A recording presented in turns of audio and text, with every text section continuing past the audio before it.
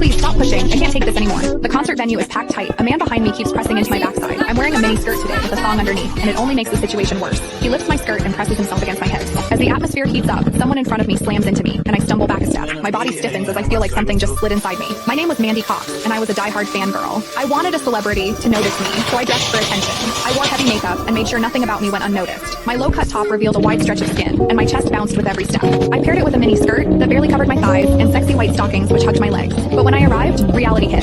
The concert venue was packed so tightly I couldn't move, and the crowd swallowed me whole. The celebrity was never going to notice me. I craned my neck and shouted, "Darling, take me." I never imagined that line would draw the wrong kind of attention. Instead of the celebrity, I caught a filthy creep. After I shouted it, I became aware of a man behind me, repeatedly bumping into me. At first, I brushed it off. In a crowd that dense, accidental contact was easy to explain, but the feeling wouldn't go away.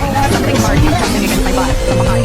I assumed I'd accidentally backed into his hand where it rested behind me, so I turned and offered a polite apology. "Sorry, I didn't mean to bump into you." He paused, then flashed a leering smile and said, "It's okay, I don't mind." When I turned back toward the stage, I felt him press against me again, more deliberate than before. I kept my attention on the celebrity on stage and shut him out. The man became increasingly brazen, pulling up my skirt and pressing close against my backside. I had only a thong on underneath, which left my butt exposed. I felt his touch directly against my skin and assumed it was his finger. Only then did I realize something was wrong.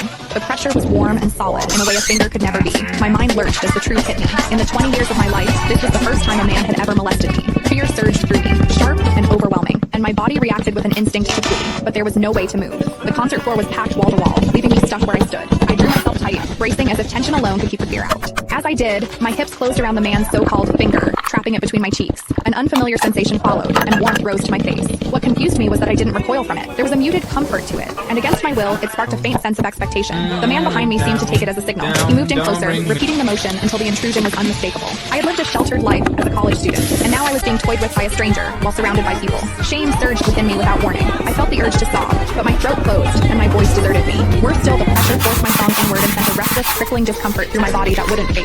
A quiet, involuntary sound escaped me, and the embarrassment followed instantly. I gathered myself and strained to suppress it, holding it down until my throat tightened. The blaring music and the screams around me drowned everything out. With every eye fixed on the stage, no one was aware of what was happening to me. At the same time, the intensity continued to rise, touching something deep inside me. I bit down on my lip as cold sweat traced my spine. My awareness was tipping back and forth between humiliation and a pleasure I couldn't bring myself to name. I knew I couldn't take it anymore if it continued, so I turned sharply to face the man behind me.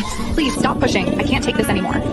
When I finished speaking, the man leaned toward me and whispered in my ear, "Is it exciting, the way I'm pushing against you?" The shame was overwhelming, and I was on the verge of crying. "I'm a virgin. I've never done that kind of thing. Please, let me go." He didn't stop. Instead, his gaze burned deeper as he seized my waist, the pressure growing stronger. "You're really a virgin? Then let me show you what it feels like to be a..." Click the link in my bio to get the full story for free.